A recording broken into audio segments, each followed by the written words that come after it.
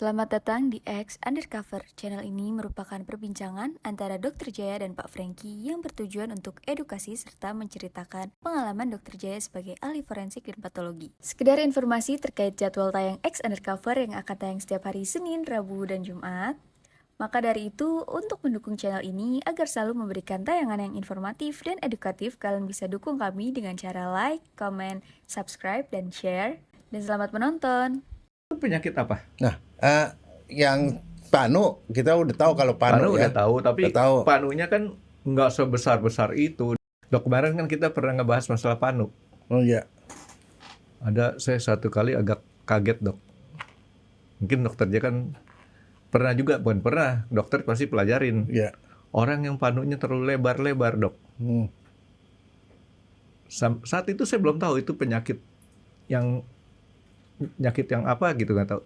Tapi gambaran saya orang itu seperti panuan satu ya, atau seperti pernah kebakar kulitnya tuh. Iya. Tapi ternyata berbeda juga sama yang albino ternyata. Iya. Itu penyakit atau bukan, Dok? Itu penyakit. Kalau albino tuh lain gini. Kalau albino itu adalah satu gen resesif, jadi DNA yang resesif yang muncul di salah satu keturunan. Tapi dia jadi begitu lahir dia bule banget. Rambutnya bule, alisnya bule, bulu matanya bule, sampai matanya pun bule. Jadi semuanya bule itu dari sejak lahir. Katanya itu buta nama warna albino. juga ya? Hah? Buta warna juga ya kalau albino ya? Iya. Waduh, Dan kasihan orang yang juga. albino itu biasanya dari kecil orang bingung kenapa dia jadi bule begitu, padahal bapak ibunya nggak bule. Ya gampang, Dok, periksa DNA aja sama dokter Jaya. Enggak, itu biasanya itu resesif, Frankie. Resesif itu memang tidak muncul di bapaknya mengandung gen itu, si ibunya mengandung gen itu. Jadi di anaknya itu resesif baru keluar, itu kemungkinannya kecil. Jadi nggak perlu dicurigai anak siapa, Dok? Enggak, itu kadang-kadang dari kakeknya atau kakek atau neneknya atau di atasnya tuh ada yang begitu juga, pasti. Pasti, karena itu harus diturunkan dari atas. Bapak ibunya udah pasti nggak begitu. Jadi nenek moyangnya pernah ada yang seperti itu? Nggak usah nenek moyang, nenek, kakek, udah pasti ada yang albino juga, Frank. Oh, gitu. Jadi itu turunan, itu namanya albino. Bule, Oke. itu namanya bule. Kalau yang tadi saya sebutin itu penyakit apa? Nah, yang panu kita udah tahu kalau panu ya. Udah tahu, tapi Udah tahu. panunya kan nggak sebesar-besar itu dan warnanya agak beda. Tapi kalau ada dia putih-putih muncul, tapi sebenarnya dia beda, nggak di. Kalau panu kan dari muka, leher, bahu kan, nggak ada atas. Kalau dia nih mulainya dari tangan biasanya, Franky. Walaupun di muka juga bisa. Di muka biasanya di sekitar mata, di sekitar hidung, di sekitar mulut, atau di pipi sini kanan kiri. Tapi putihnya putih banget, nggak sama-sama seperti panu. Kalau panu itu putihnya nggak terlalu putih, dia putih banget dan batasnya tegas, Franky. Putih banget seperti itu, kayak orang kebakar kulitnya, Dok ya? Ya, tapi kalau kebakar biasanya dia putih tapi ada bintik-bintik hitam. Ini dia putih, benar-benar putih gitu, nggak ada warna sama sekali. Nah itu namanya vitiligo. Vitiligo. Penyakit itu, Franky. Penyakit keturunan juga nih, Dok. Nah sekarang kamu ingat Michael Jackson nggak? Saya ingat dia, tapi dia nggak ingat saya, Dok. Oh ya, maklum. Nggak kenalan sih. Nggak, tiap hari sih. Nggak, tapi kamu tahu nggak waktu kecil Jackson 5, ingat? Warna kulitnya apa? Nih? Hitam. Ah, iya. Dia sekeluarga hitam dan dia keribo kan? Ya, Waktu kecil, keribo kan? semuanya keribo, Dok. Tapi tiba-tiba tahun 84 dia mulai berubah pelan-pelan. Yang berubah pertama apa? Dia pakai sarung tangan, tapi sarung tangannya cuma satu. Itu jadi mode waktu itu. Kanan pak kiri, Dok ya? Nggak tahu, lupa saya. Tapi salah satunya pakai sarung tangan. Kenapa pakai sarung tangan? Karena vitiligo mulai muncul di jarinya, Franky. Oh, gitu. Ya, itu buat nutupin. Soalnya kalau golf juga main pakai sarung tangan satu di kiri doang. Makanya tadi saya tanya, Oh, dia nggak main golf. Jangan-jangan dia pulang golf nggak dilepas gitu kalau kiri. Nah, dia muncul di situ. Jadi munculnya memang pertama biasa di tangan atau di muka. Tapi bertahap dia berobat ke dokter, bertahap makin lama makin meluas. Meluas hampir nyaris seluruh badannya dia berobat. Kemudian sekalian diputihin semua. Jadilah dia berubah. Makanya sempat pada waktu itu tahun 84 pertama kali dia ketahuan menderita vitiligo di mukanya, tangannya. Muka nggak bisa diapa-apain, tapi kemudian dia kamuflase. Nah habis begitu dia berobat, dibikin putih sekalian semuanya karena itu seluruh tubuhnya putih. Ada Jadinya. yang orang bilang katanya almarhum Michael Jackson itu nggak puas dengan warna kulitnya. Bukan. Jadi dia menyuntikan apalah gitu kan supaya warna kulitnya itu. Itu mungkin menyuntikan karena begini, kalau orang vitiligonya jemplok-jemploknya itu kan jelek. Ada salah satu terapi dokter malah yang bagian yang berwarnanya itu dibikin putih memang di sekalian. Memang diputihin, Rengge. Makanya jadi total semuanya. Nah, kemudian kemarin dia dipastikan dia betul-betul vitiligo, bukan gara-gara apapun. Waktu dia meninggal, waktu otopsi diambil kulitnya, Rengge. Diperiksa di mikroskop. Ternyata pada kulitnya ini orang kulit kan bagian atas ada keratin, ada epidermis, ada dermis, ada subkutis. Subkutis itu adalah di bawah kulit yang isinya lemak ya. Nah, di perbatasan antara dermis yang lemak itu sama kulit dermis ada sekelompok sel di situ yang jadi batas. Nah, beberapa sel itu punya pigmen hitam. Hitam atau coklat ya, tergantung warna kulit. Dari kulit aslinya dia tuh. Nah, itu namanya melanosit. Selnya namanya melanosit. Melanosit itu fungsinya apa? Menghasilkan melanin. Melanin itu yang kemudian masuk, dia menyebar ke keratin bagian paling luar, yang kemudian membentuk warna kulit kita. Warna kulit kita itu dari pigmen melanin yang dihasilkan oleh sel melanosit itu. Tapi kulit kok kenapa antara di dalam sama di luar bisa beda ya, Dok? Kan sama modelnya. Kenapa? Nih, sini lebih putih nih. Nah, Sini lebih hitam. loh memang nih Tuhan bikin melanosit di atas lebih banyak. Oh. Karena kenapa? Fungsinya apa?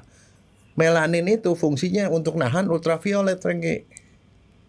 Jadi Ditahan ultraviolet supaya kita nggak jadi kanker. Jadi makanya ada satu apa namanya semacam ada satu kesimpulan, Dok ya. Orang yang warna kulitnya lebih gelap katanya lebih kuat, lebih Iya. sehat.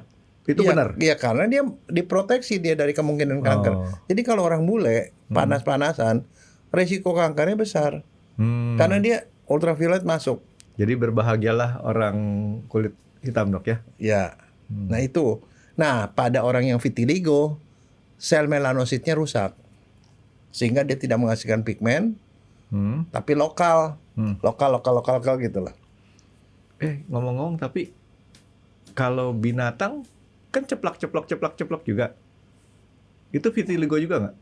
Kan Bukan. ada kayak zebra gitu kan? Enggak, tapi itu sih memang mungkin kalau di dia itu di bawah Jerapah. kulitnya ada daerah yang melaninnya banyak, kurang seperti itu. Biasanya dokter Jaya bilang, saya bukan dokter hewan jadi. Enggak, itu pasti ada di bagian yang hitam mengumpul Oke, lah jadi pasti. kesimpulan saya, kondisi binatang yang seperti itu pun mungkin kalau diperiksa lebih seksama, Dok ya, mirip-mirip ya kondisinya, Dok ya. Ya tapi dia nggak putih banget. Nggak Franky. putih banget. Kalau kali nama vitiligo tuh sama sekali kagak ada. Dan vitiligo jangan salah ya. Vitiligo bukan cuma kena kulit, Franky. Jadi nggak cuma ngantem kulit. Karena warna itu melanin itu mewarnai rambut. Jadi orang yang vitiligo bisa aja di sini ada bercak putih gitu ya. Tapi alisnya tuh sebagian tuh ada yang putih, bukan uban, Franky. Tapi emangnya putih, satu-satu warisan begitu putih. Bulu mata ada yang putih, jadi hitam-hitam tuh ada yang putih gitu loh. Jadi vitiligonya tuh bisa juga sampai ke rambut. Dan vitiligo bukan cuma di kulit, kadang-kadang di selaput lendir, daerah yang basah. Misalnya di bibir bagian dalam, kita kan warnanya sama. Kalau dia di begitu ada yang putih. Nah, dokter Jaya kan bilang itu dimulai dari tangan nih, Dok. Si Michael Biasanya. Jackson, siapa segala macam.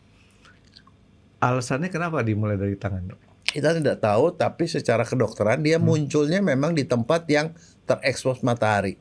Terekspos matahari. Jadi artinya kalau kita di dalam badan, kemungkinannya belakangan deh tuh. Belakangan, yang terekspos matahari makanya biasanya munculnya di muka, di ujung-ujung jari nih, jari-jari. Tapi jarinya juga bagian belakang ini, orang yang lebih hitam ini, bukan yang di depan ya, belakang. Jadi mulai di jari-jari. Nah kadang-kadang kalau kita lihat dia bisa menjalar nih. bisa menjalar makin luas. Hmm. Sehingga tadi mungkin satu buletan di sini tiba-tiba jadi gede gitu loh. Makanya kadang-kadang kita suka aneh ketemu teman. Ada salah satu teman kita kan. Tahu. Nah, mukanya tadi nggak apa-apa waktu kuliah. Tapi lama-lama loh kok ada putih-putih gitu. Nah, kemudian teman-teman yang kepikir apa? Jangan-jangan dia kena penyakit. Orang takut, takut menular. Masalahnya itu menular apa enggak? Ayo.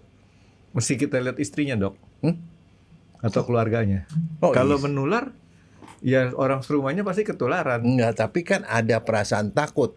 Ini orang sakit apaan? Jangan-jangan menular gitu loh. Kadang-kadang orang lihat tangannya bercak-bercak, wah, nggak mau salaman sama dia gitu. Saat itu saya masih belum tahu itu penyakit. Jadi saya berpikir, gila, kawan kita nih kena kebakaran di mana? Karena Tapi, nah sekarang bedanya gitu, dengan Panu apa?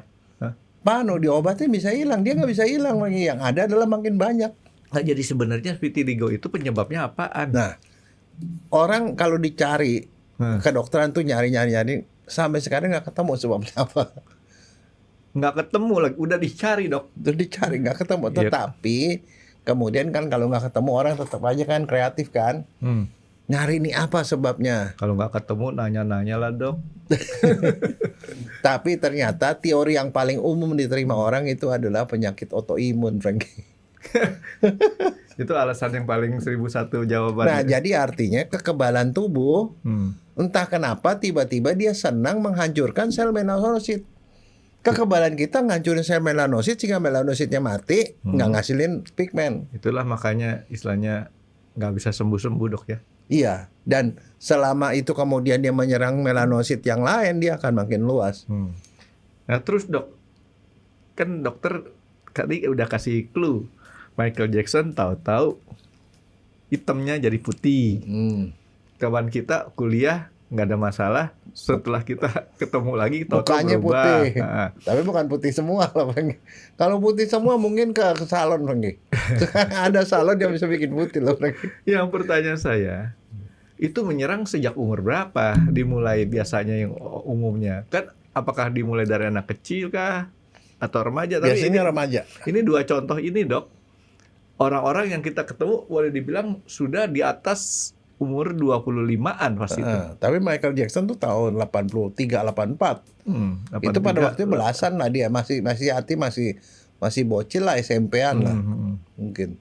Jadi artinya remaja itu mulai terserang vitiligonya tadi. Mula-mula sedikit, mungkin dia nggak sadar. Kalau di tangan bisa diumpetin, ya kan, pakai sarung tangan atau apa. Tapi kalau di muka nggak bisa. Dan yang paling sering mencolok banget tuh di sekitar mulut, Frankie. Kan mulut, sekitar hidung, dekat mata, itu yang paling sering, atau di pipi. Tapi ngomong-ngomong vitiligo tuh yang ngasih nama siapa? Hah? Yang ngasih nama vitiligo? Penemunya? Ya nggak tahu sih yang nemuin siapa. Oh, karena dia sendiri nggak ketemu-ketemu kan ya. Oke, jadi remaja udah mulai tuh gejala-gejala itu. Berarti remaja rentan terhadap autoimun ya, Dok? Itu baru satu tuh penyebab dipikirin autoimun. Begitu diperiksa lagi ternyata banyak yang vitiligo tuh orangnya kena penyakit tiroid juga. Tiroid. Jadi orang sakit tiroid itu sering kali vitiligo. Makanya kalau orang vitiligo selalu diperiksa tiroidnya. Normal nggak? Biasanya hipertiroid. Hormon tiroidnya ketinggian, Frankie. Itu tiroid itu dianggap termasuk autoimun lah kali ya. Tiroid itu buat apaan sih? Buat energi. Buat energi. Jadi kelebihan tadi dokter bilang. Kelebihan. Nah, itu satu. Nah, ternyata juga dia berkaitan dengan penyakit autoimun lain. Kencing manis tipe 1, kencing manis yang pada anak remaja. Ya, bawaan. Satu. Yang kedua itu apa?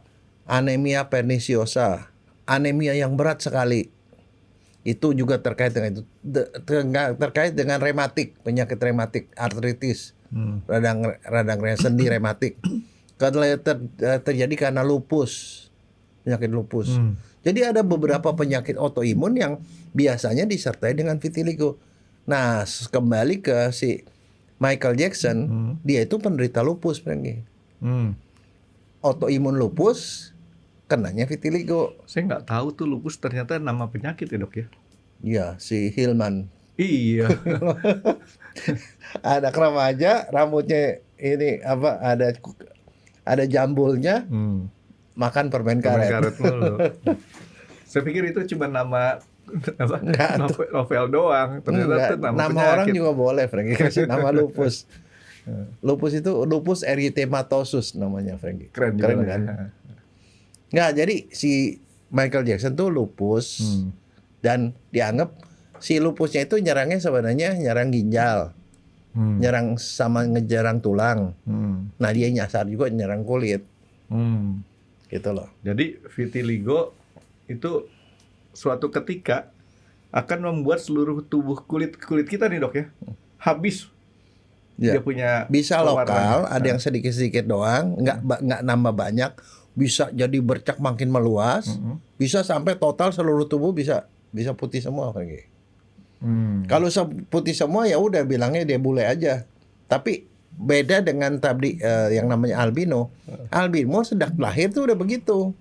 Kalau dia tuh lahir mah normal, tapi kemudian berkembang makin lama makin. Jadi kalau yang misalnya vitiligo yang sampai generalisata seluruh tubuh, ya seperti ujungnya ya seperti kayak orang bule, seperti albino. Tapi dia tadinya nggak begitu gitu loh. Nah, proses merambatnya makin lama, dia punya apa dimensinya itu makin besar itu percepatannya berapa lama ya?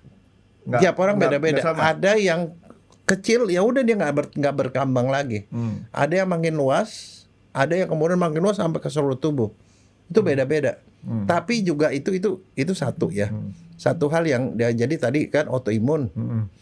Autoimun. Terus kemudian ternyata juga ada hubungan dengan stres. Orang stres fisik maupun stres emosional itu bisa memicu itu. Psikis bisa. Jadi ada beberapa gangguan lain yang diduga juga berkaitan dengan itu, tapi kita nggak tahu. Tapi ada satu yang aneh pada penyakit itu. Ada namanya fenomena Kupner. Koebner.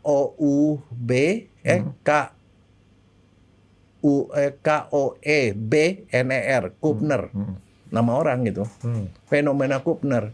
Jadi kalau dia vitiligo, dia itu nggak boleh berenang, kena trauma. Oh.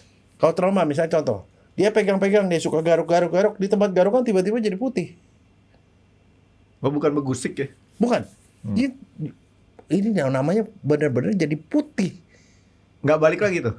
Enggak. Jadi vitiligonya seperti menjalar ke tempat yang kena trauma tadi. Itu sebabnya kenapa misalnya contoh di sini. Di daerah sekolah mulut tuh sering ada vitiligo. Karena sering diusap-usap. Diusap-usap. Misalnya kamu nih merasa keren kan, kumisnya yang dipegang-pegang jadi putih juga di sini. Nggak usah Hidung. merasa dok. Hah? Nggak usah merasa. Enggak.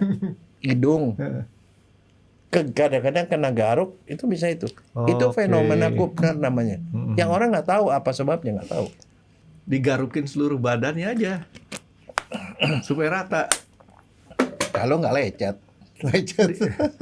Garuknya pelan-pelan dong dengan penuh kasih sayang. Oke, Jok. Jadi karena trauma juga bisa memperluas. Iya. Tapi sebenarnya dok, sebentar dok, saya mau minta penegasan Bukan dari memperluas. Iya pindah. Mengakibatkan munculnya di daerah lain. Di situ. Biasanya kan di sini. Misalnya di tangan. Dia menjalar makin banyak di daerah yang berdekatan. Tapi kalau kita Kalau tempat Kupner lain itu di loncat, tempat lain, langsung loncat dok ya. ya kita nggak tahu apa sebabnya. Tapi itu adalah satu fenomena yang terjadi. Saya mau minta penegasan dari dokter Jaya. Tadi dokter Jaya nanya ke saya, menular enggak? Tapi kayaknya saya belum dapat penegasan. Tidak. Nah, Dia tidak menular. Dan itu tidak bisa disalahkan. Dia bilang, dia kurang jarang mandi lah, nggak ada hubungan dengan higienis. Nggak ada. apa? Loh, enggak kan, orang misalnya Panu kan dia bilang, lalu berenang di tempat Panu jorok kan, lo, ya, misalnya gitu kurang kan. bersih dia. Tapi sekarang masalahnya begini, bisa nggak dibedain sama Panu, Frankie? Secara awam lah. Kalau saya ngelihatnya dok ya, Panu tuh tidak mengkilat, dia punya kulit yang terkena Panu. Tapi kalau vitiligo itu kulitnya jadi lebih tipis kayaknya. Dan putih banget sama sekali hilang, enggak ada. Dan batasnya tegas, Frankie. Dia berbatas tegas, warnanya putih banget gitu loh. Ya itu. Dan dia nggak hilang, Frankie. Kalau namanya Panu hilang. Tapi kalau secara kedokteran, kalau misalnya vitiligo itu, dokter tahu ini vitiligo, dokter tahu. Dan biasanya diperiksa dengan lampu Woods. Lampu Sejenis lampu yang ngeluarin ultraviolet. UV. UV. Diginiin, kalau dia vitiligo tuh kelihatan warnanya jadi putih, jelas sekali jadi gitu. Oh. Itu satu. Sama juga kayak kita ngeker duit, Dok ya. Ya duit kan kelihatan Duit tuh, tuh ada kelihatan, benangnya Dok. kelihatan. Iya, Ada makanya itu. gambar presidennya kelihatan kan. Iya. Kalau ada gambar presiden. Watermarks-nya. Nah, itu satu. Yang kedua, kalau sama dokter dikerok kulitnya yang putihnya, dikasih KOH, kalium hidroksida.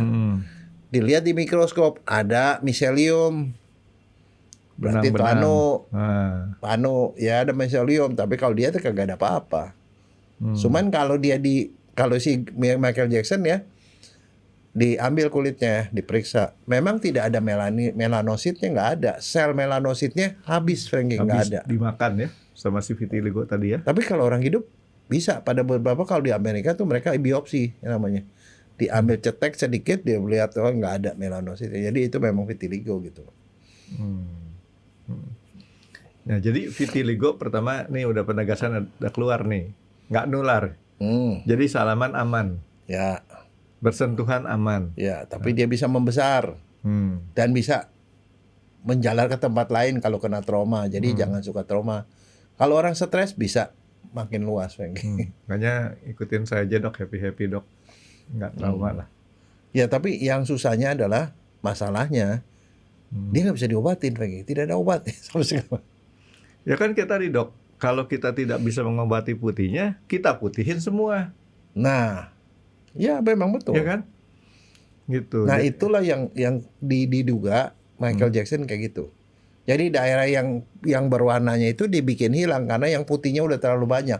Daripada dia bikin yang putihnya jadi berwarna, mendingan yang berwarna diputihin. Dan itu ada beberapa obat yang bisa bikin begitu. Nah, tapi yang saya mau tahu nih, Dok, seseorang yang menderita vitiligo, selain dia mendapatkan gangguan warna kulit, sebenarnya ada gangguan lain nggak dalam badannya dia, Dok? Sebagian besar tidak ada gejala apapun. Jadi dia nggak ngerasa jadi gatel-gatel. Enggak. Ada beberapa, sebagian sangat kecil ada bilang gatel.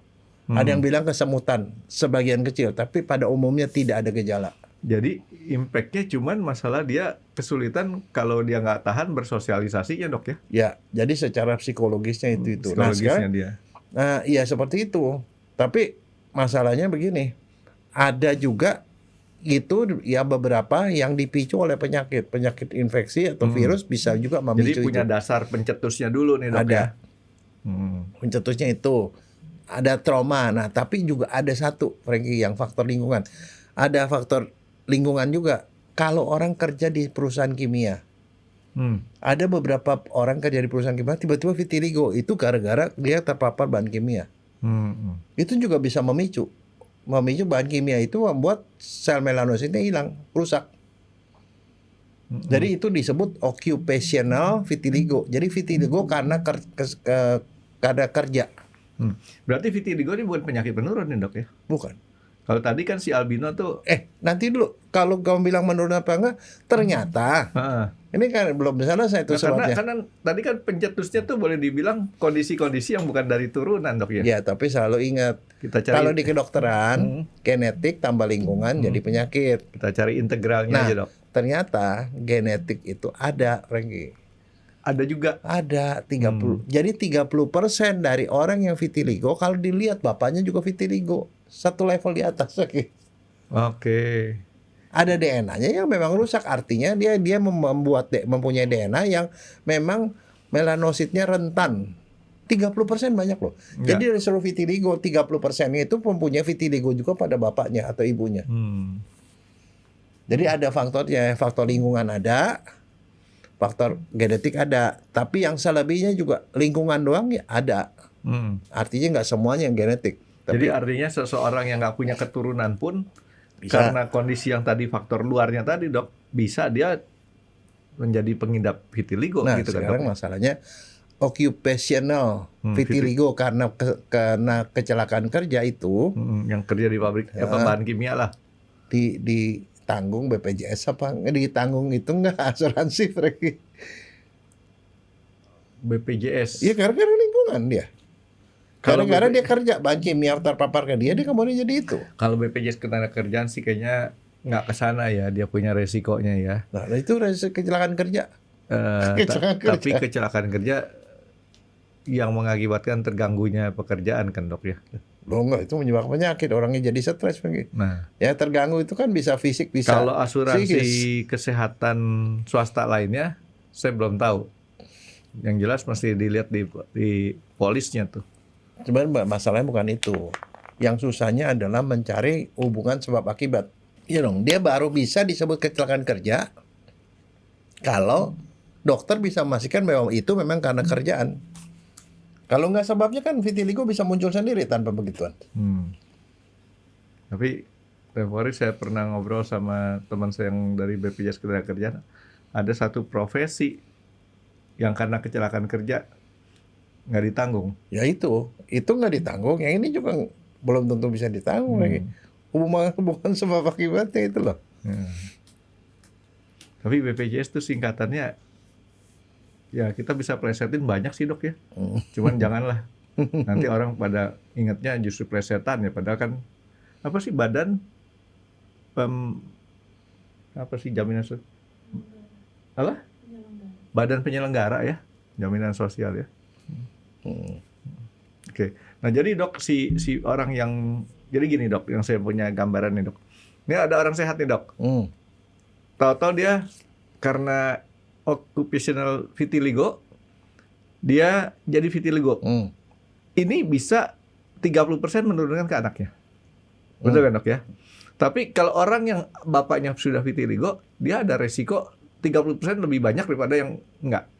Gitu kira-kira dok. Iya. Jadi bisa ya itu orang karena nggak tahu sebabnya ya mereka cari-cari gitu. Tapi bagi dia bilang ada hubungannya.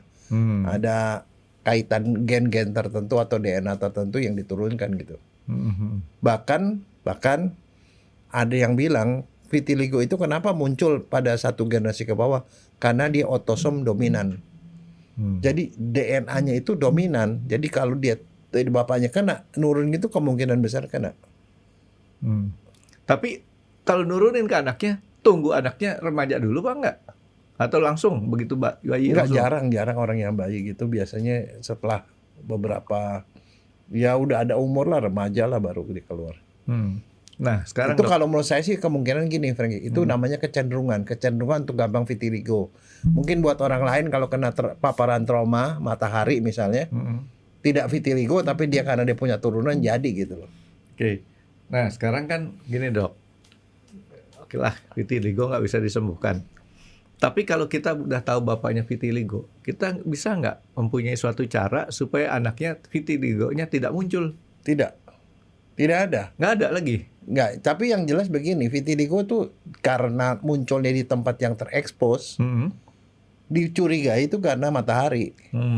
Jadi barangkali kalau misalnya dia itu proteksi pakai sunscreen atau segala macam, mungkin mengurangi resiko. Mungkin.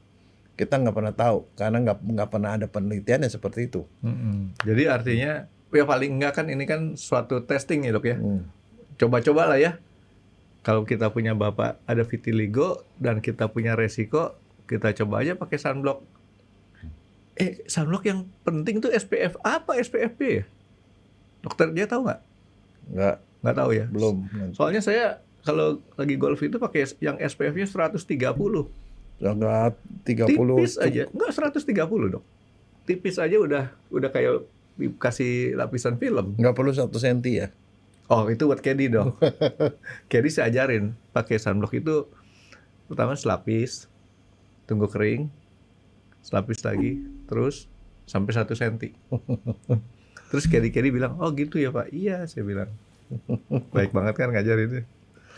Oke, nah sekarang artinya si vitiligo ini mau nggak mau kalau sudah ada bapaknya kena, artinya resiko itu sangat besar turun ke anaknya. Tapi bisa juga nggak nyampe anaknya nggak kambuh. Bisa, karena kan nggak semuanya, belum tentu. Belum tentu. Tapi sekarang begini masalahnya. Salah satu fungsi dari melanin adalah menghambat ultraviolet masuk ke dalam tubuh manusia. Ya. Jadi kalau dia sudah vitiligo, apalagi kalau vitiligonya luas, jadi dia tembus gitu tuh. kalau kena matahari gampang kebakar kulitnya. Sakit banget. Bukan jadi santan. Santan itu kan kecoklatan. Itu karena karena sinar matahari, terus dia melaninnya menghasilkan lebih banyak melanin untuk memproteksi, makanya jadi pada coklat kan. Tapi dia karena dia sama sekali tidak punya, malah jadi kebakar kulitnya. Makanya kalau orang vitiligo tuh harus menghindari ekspos matahari. Kalau cewek barangkali pakai payung lah, pakai sunscreen gitu. Wah, kesian banget deh kalau cewek mah, Dok. Karena itu kan penampilan biasa aja dia suka mesti di macam-macamin dandan. Ya tapi begini Franky. Nah sekarang apa yang terjadi kalau misalnya contoh, kalau di tangan sih mungkin masih bisa ditutupi ya. Tapi kalau dia udah meluas-meluas gitu kan jadi susah. Ini Dok, saya ngeliatin kan itu sampai ke jidat segala macam. Kalau sudah sampai ke muka, apa yang mesti dilakukan? Dia mesti ke dokter apa enggak? Karena sebenarnya penyakit itu tidak ada bahayanya. Ini tidak ada bahayanya. Artinya kayak tadi, dia nggak ngerasain apa-apa di badan gitu kan. Iya, dan itu cuma tidak ngeganggu pergaulan doang gitu. Dan kita pertegas lagi bahwa sebenarnya orang-orang nggak usah takut. Karena ini bukan penyakit menular gitu. Nah, Ya. sekarang kalau kayak gitu perlu ke dokter nggak? Ya perlu lah, Dok. Dokter apa? Dokter kulit kali, Dok ya. Enggak, dokter umum dulu atau supaya dapat BPJS. Paket hemat itu, Dok. Pakai ke BPJS, ke dokter umum, nanti dirujuk ke dokter kulit. Nah, dokter kulit tuh ngapain? Sama dokter kulit diapain tuh kalau yang profesional lah pemeriksaannya udah passing nggak nih? Sebab kalau dibilang vitiligo itu adalah vonis bahwa itu nggak bisa sembuh, Franky. Tapi dokter tetap masih punya terapi. Ya paling ditawarin, mau dibikin full semua nggak gitu? Mau dibikin full semua, jadi diputihin semua, Dok. Enggak, ada satu. Mereka punya pilihan dua. Jadi kalau ke dokter tadi kan biasanya sama dokter ditanya, dilihat. Dokter dengan lihat aja dia udah tahu itu vitiligo. Tapi kadang-kadang sama dia dipakai ultraviolet tadi.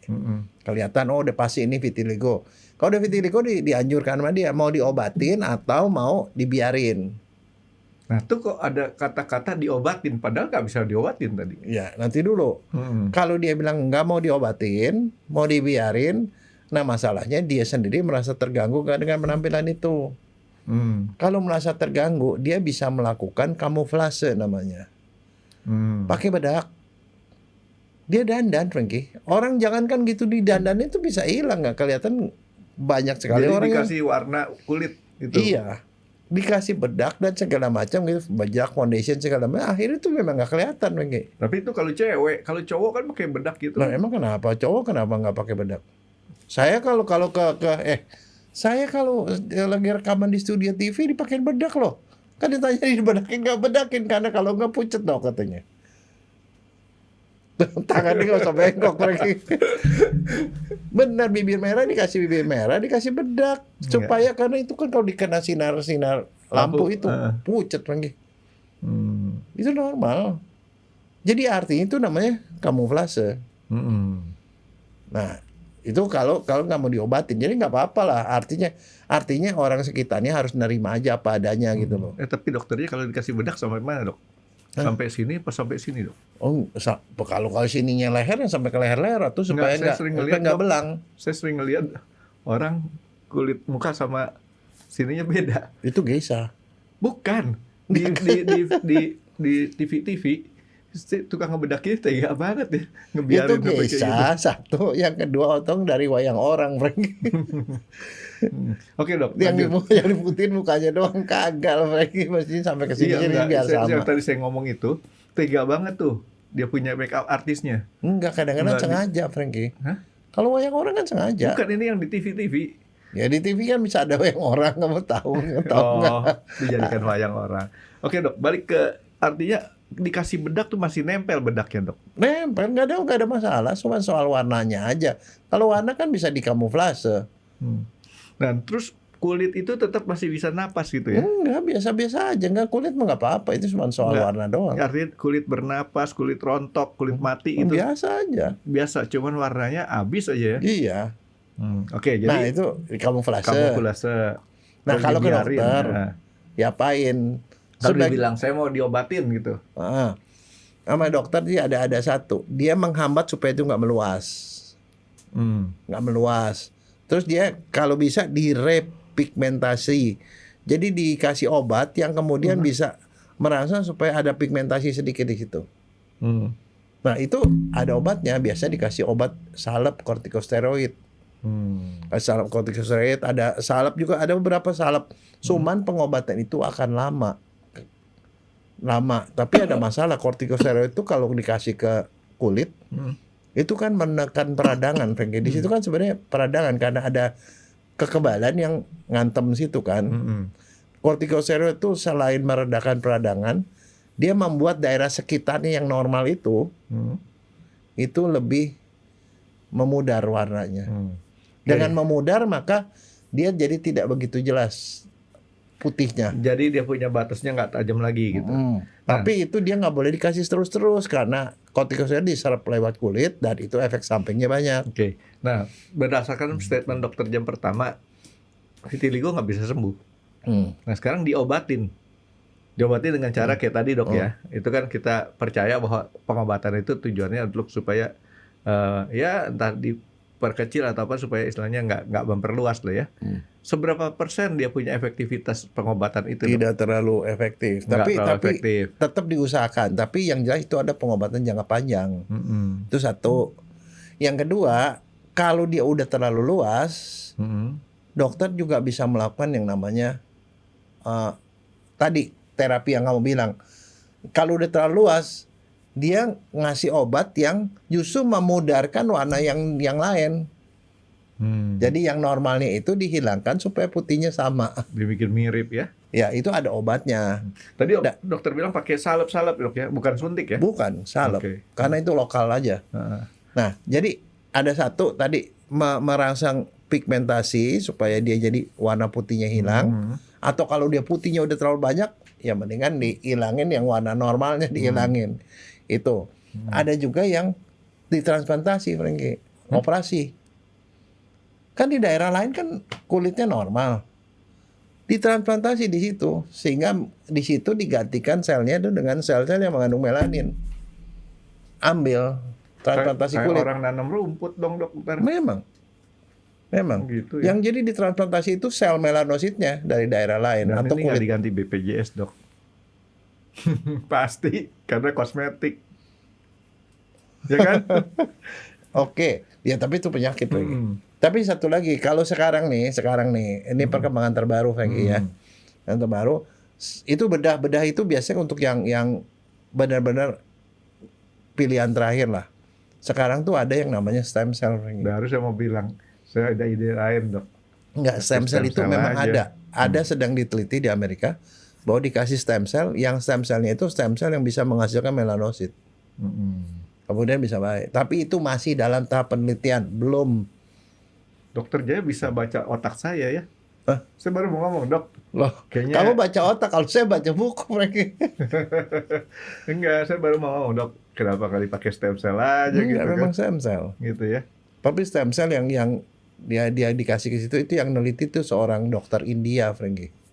Tapi kalau kebangsaan saya India. disuruh milih antara stem cell sama salep, mendingan salep dok. Tapi salep tuh lama. Pertama, stem cell itu sakit disuntik. Ya. Kedua, mahal. Pasti kan dok? Enggak, stem cell kalau pakai dukun disembur, Frankie, enggak disuntik. Masa stem cell kita bilang, tolong beli 10 sel aja gitu kan? Karena duit saya cuma 20.000. Kan nggak mungkin. Salah ngitung banyak. Nah, jadi artinya di sini saya lihat bahwa di sini memang nggak bisa disembuhkan, artinya direhabilitasi nih dok. Cuman bisanya cuma di treatment aja lah. Di treatment supaya dia nggak tambah luas gitu kan. Tapi katanya sih ada beberapa yang bilang gini, kalau misalnya dia itu yang kenanya luas, berarti kan autoimunnya kan parah sekali. Dia imunnya tuh yang terlalu aktif ngantemin semua itu. Pada beberapa orang yang gitu di terapi kortikosteroidnya itu sistemik, Frankie. Mulut, tablet jadi seluruh tubuh dia tekan. Itu bisa menghambat supaya dia nggak terlalu meluas. Nah sekarang dok, kalau misalkan kita cara lainnya kita bikin warna kulit yang lain tuh mirip-mirip kayak tadi, itu caranya diapain ya dok ya? Suntik. Ada obat yang nyuntik. Ada obat suntik, ada obat yang diolesin di situ. Dia tuh akan memudarkan. Itu kan pernah dengar nggak perempuan yang memutihkan, dia mau memutihin kulit, dia pergi ke salon, disuntik jadi putih. Ada yang bilang katanya disuntik vitamin C lah katanya. Emang vitamin C pemutih? Oh, beneran tuh dok? Iya. Nah, Makanya kalau orang vitiligo nggak boleh makan vitamin C. Makin luas Frankie. Lah nggak apa-apa dong, bikin luas aja sekalian dia penuhin jadi vitiligonya putih semua. Nggak, tapi begini, autoimun salah satunya bisa dikontrol dengan yang namanya antioksidan, Frankie. Mengurangi, karena antioksidan itu bisa memperbaiki autoimun. Paling sedikit begitu. Jadi itu apa? Minum beberapa bahan antioksidan itu akan sangat membantu. Jadi biasanya orang vitiligo itu diharapkan minumnya cukup, makan sayur, makan buah, dan 1 suplemen antioksidan. Kenceng lah ya soal kayak gituan ya. Ya supaya dia nggak ini. Tapi sementara dia ya bisa ditambah, kalau menurut saya sih kosmetik kamuflase itu. Kan kalau gitu kelihatan. Tapi misalnya pada kasusnya si Michael Jackson itu saking dia berubah mendadak begitu, kan sempat ada beberapa orang bilang ini jangan-jangan bukan dia itu yang udah putih itu bukan dia yang kemarin itu loh. Orang kadang-kadang apalagi netizen mah begitu ngeliat orang mukanya gemuk dikit katanya bukan dia. Tapi kan intinya kan gini dok, kalau kita masyarakat awam aja vitiligo tuh nggak ada masalah, kecuali istilahnya mungkin awal-awal kali ya dok ya, shock ya. Iya. Awal-awal shock karena kita nggak tahu, apalagi kalau saya kesakan orang yang bukan di kedokteran, ini kenapa penyakit apa gitu kan ya, kok bisa sampai kayak gini. Tapi kalau udah lama-lama dia udah mulai, paling nggak kan dia sekarang kadang-kadang ada yang disalahin, Frankie. Saya pernah dapat itu ya, dia nggak vitiligo, dia dagang itu jualan daging sapi di pasar, kan selalu pegang daging sapi, potong-potong apa, tiba-tiba vitiligo. Yang disalahin sapinya, Frankie. oh nggak rela dipotong. Iya, dia bilang gara-gara penyakit penularan dari sapi. Apalagi kemudian ada adiknya juga nggak bantu dia vitiligo juga. Atau dibilang Padahal kesambet. keturunan itu.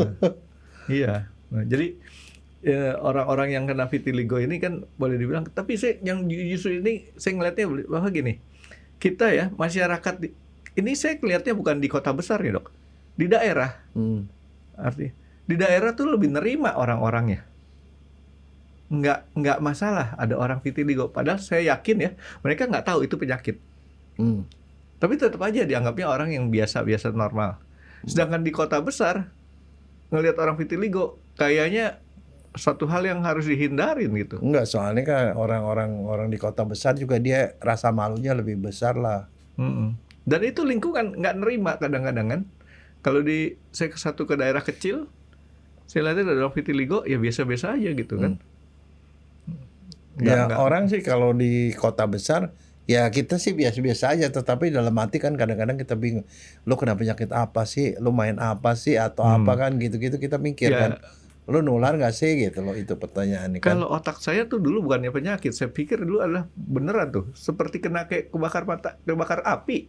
Kebakar api kan sama dok, dia punya efeknya. Begitu kulit kita tumbuh balik ya, kalau kebakarnya cuma permukaannya doang nih dok ya, warna kulitnya kan nggak sama. Hampir seperti warna kulit daging. Ya, tapi lama-lama dia bisa jadi sama lagi lama-lama. Kalau vitiligo nggak bakal, dan itu batasnya tegas bagi. Dan putihnya putih sama sekali putih. Tapi yang lucu sih kalau kita lihat kadang-kadang bulu mata, dari sekian bulu mata bagian luar tiba-tiba dia ada putih. Ada yang ke selaput lendir juga bisa kena, Frankie. Jadi di mulut nih kalau kita ini di bagian mulut tuh ada yang putih. Dan bahkan orang lidah kita juga bisa belang nih. Bisa sampai ke vagina, Frankie. Nah loh, vagina sekitar anus. Itu kan nggak kena matahari dok. Enggak, makanya itu cuma teori kan, kita dibilang penyebab tidak diketahui. Orang suka kadang-kadang di sini, di tangan sini, tapi kadang-kadang di ketiak, di selangkangan, sekitar kelamin, kadang-kadang di anus, vagina kena. Kadang-kadang di ujung penisnya juga ada yang putih, sekitar anus, di dalam vagina lagi, ini di dalam mulut itu bisa. Sampai ke rambut pun bisa, makanya saya bilang alis bisa kena juga. Mata. Tapi bukan berarti semuanya nggak ada kemungkinan komplikasi, Frankie. Ada beberapa yang kena komplikasinya ke kuping di dalam, dia jadi rada budak, Frankie. Kemungkinan kecil sekali. Karena satu lagi di dalam mata nih, di retina itu ada pigmen juga. Kalau dia kena, orang itu bisa chorioretinitis, bisa buta, Frankie. itu adalah komplikasi yang Jadi kondisi-kondisi khusus lah dok ya. sangat jarang.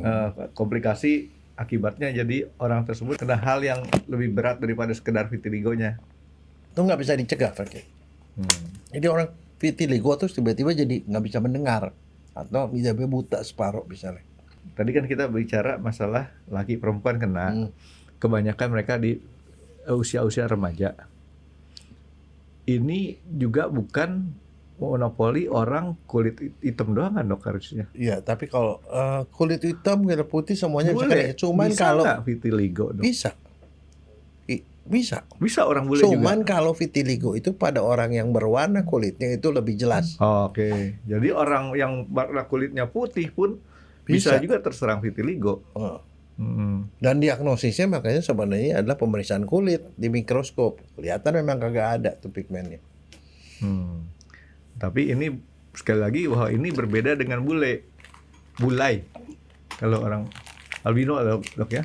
Karena kalau albino itu sejak akhir udah blong seluruhan ya. Dan putihnya dia tuh kuning putih ya. Alis itu seluruhnya.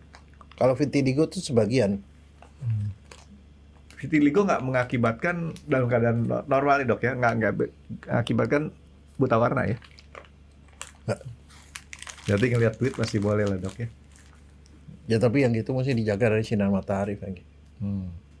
Dan satu lagi, ada di beberapa klinik ya, vitiligo itu bisa dikurangin, diobatin tuh bukan dengan salep doang, sama terapi cahaya, dikasih ultraviolet itu katanya bisa membaikkan dikit.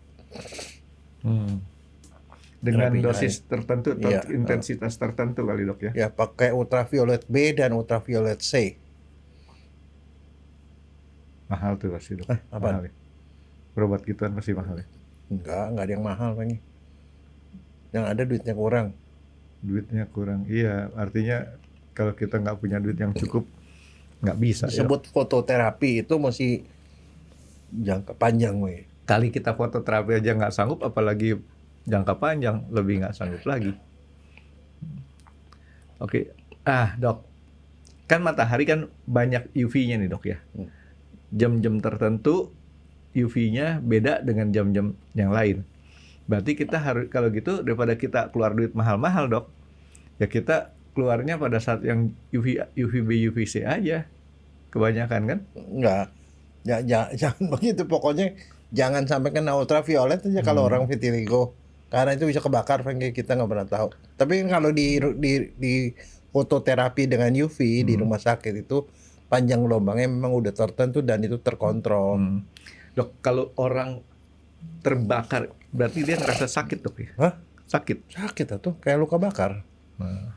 Dan satu lagi, karena dia tidak ada pelindung, dia bisa gampang kena kanker kalau kena UV kebanyakan, Franky. Artinya ini vitiligonya nggak berbahaya, tapi efek terusannya nih dok, Ya, dia yang tidak punya proteksi nggak terhadap asik. ultraviolet. yang nggak asik kan, sakit kebakar atau resiko kanker gitu. Ya berarti tetap aja vitiligonya nggak masalah, tapi kita masih aware juga, jangan sampai istilahnya Ya, jadi kelanjutannya kan. dan satu ya, kalau kayak Michael Jackson sih vitiligonya itu berdampak positif, Franky. Duitnya Dia jadi banyak terkenal, jadi terkenal kan. Yang lebih ini lagi kan dokternya yang jadi lebih ngetop. Dan satu, dia pakai sarung tangan sebelah gara-gara vitiligo, akhirnya dibikin sebagai model. Banyak orang yang niru kan, Franky. Sarung tangan separuh. Banyak dok, sarung tangan separuh. Kalau pagi-pagi banyak Apaan? di lapangan golf dok. Kalau pakai sarung tangan sebelah nanti Tapi nggak terkenal kalau Michael Jackson terkenal itu sarung tangannya itu harganya Tiger mahal. Woods pakai tangan sebelah. Saya nggak tahu sekarang siapa pemain golf yang ngetop ya. Dulu yang masih ngetopnya Tiger Woods, sekarang mungkin Rory kali ya. Rory McIlroy. Oke, jadi si vitiligo ini pokoknya intinya kita nggak bisa berasumsi bahwa orang tua saya nggak ada vitiligo, nggak berarti bahwa kita selamat dari vitiligo. Ya. Nah sekarang untuk mencegah vitiligo masuk ke kita Nggak bisa. Nggak, maksud saya kita nih orang normal nih dok, nggak ada punya keturunan vitiligo. Nggak, sekarang kalau penyebabnya nggak ketahuan ya kita nggak pernah tahu, Frank. Jadi penyebabnya nggak ketahuan. Iya, nggak ketahuan etiologi. Dia bilang autoimun ya. Kalau autoimun ya berobat loh kalau autoimun. Maksudnya kalau autoimun hati-hati bisa vitiligo. Oke, Gitu. jadi artinya mungkin nih dok ya, kalau saya punya pemikiran, kalau kita nggak tahu penyebabnya apa, ya udah hidup sehat, hati happy, Iya, makan yang sehat lah. ya kan? Hidup Sayur, sehat, buah. makan sehat, hati gembira. Dan banyak duit satu. Nggak perlu dok, Nggak perlu. nggak perlu. Duit itu nggak perlu. Secukupnya aja ya. Duit itu nggak perlu, tapi harus. Nggak, saya kalau soal duit sih nggak pernah mikirin dok, karena menurut saya happy itu nggak selalu dari duit. Kita bercanda-bercanda aja mungkin bisa happy gitu dok. Makanya kadang-kadang saya suka bingung. Banyak orang ya ngelihat saya tuh orangnya kayaknya terlalu serius. Padahal emang juga sih dok, karena saya bercanda aja serius. Itu yang orang-orang yang serius-serius itu berarti ada resiko vitiligo lebih kenceng dok. Itu stres, salah satunya stres fisik maupun Orang serius emosional. kan, iya orang serius kan itu memicu stres lebih tinggi daripada kita yang santai-santai hidupnya kan. Kok kita sih dok? Saya kali ya hidupnya santai. Jangan suka ngajak lah. Tapi nggak apa-apa kan saya dokter hidup santai karena mereduksi tekanan untuk jadi vitiligo dan sebagainya. Jadi pokoknya kita dok hidup sehat, makan sehat, hati gembira. Mudah-mudahan ya nggak nyampe dah vitiligo ke kita karena tadi penyebabnya nggak beres, trauma, hidupnya tempatnya nggak bener, kena Dan penyakit kimia. occupation vitiligo, ya kan, stres gitu. Ya udah itu aja dihindarin dulu kalau kita udah paling tidak dari 3 kemungkinan itu udah kita hindarin. Kata orang pokoknya satu, dia bilang kalau keluar, kalau daerah sinar matahari banyak pakai sunscreen dan perawatan kulit lah. Paling kurang itu mengurangi. Tapi kemarin dok, hari Senin kemarin, namanya di Kemayoran. Waktu berangkat udah asik deh nih, mendung. Saya pikir nih asal yang penting jangan sampai hujan aja, sampai hujan. Begitu main terang. Tapi itu karena main sore, jadinya yang nggak terlalu banyak deh ininya. Nggak bisa dihindarin lah dok kalau pakai sunscreen di kita nggak biasa di Indonesia dok. Jadi artinya mungkin kalau yang bekerja di luar ya salah satu gunanya Ya, helm tapi di yang situ, Dok. repot adalah kalau orang yang memang terpaksa expose, orang yang kerja di jalan itu, Kayak helm, pakai jaket, pakai sarung tangan, aman dok. pakai burka.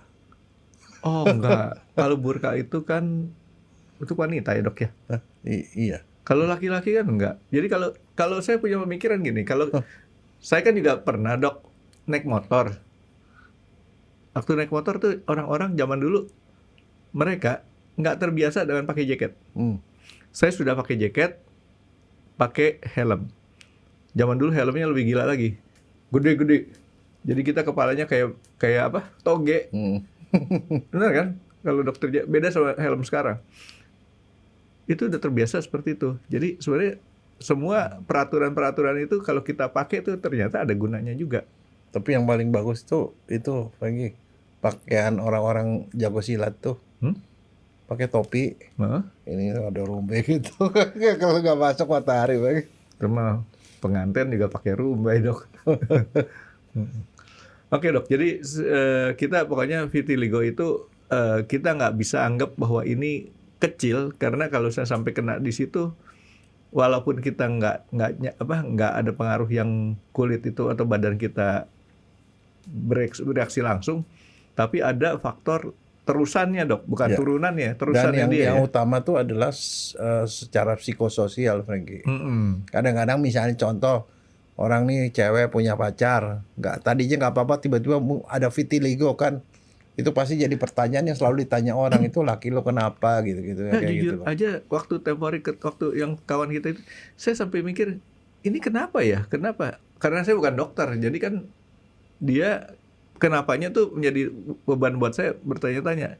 Dan buat dia juga kebakaran. kalau dia ditanya, lu kenapa sih itu juga buat dia beban tuh, namanya psikososial, Frankie. Ah, Secara sosial juga dia malu, mungkin gara-gara itu pada beberapa orang kalau dia kemaluannya cukup besar ya, dia nggak berani sosialisasi lagi, nggak mau berani reuni dan segala macam, bisa aja kayak gitu. Dokter Jaya seringkali bahasa Indonesia perlu disempurnakan tuh dok.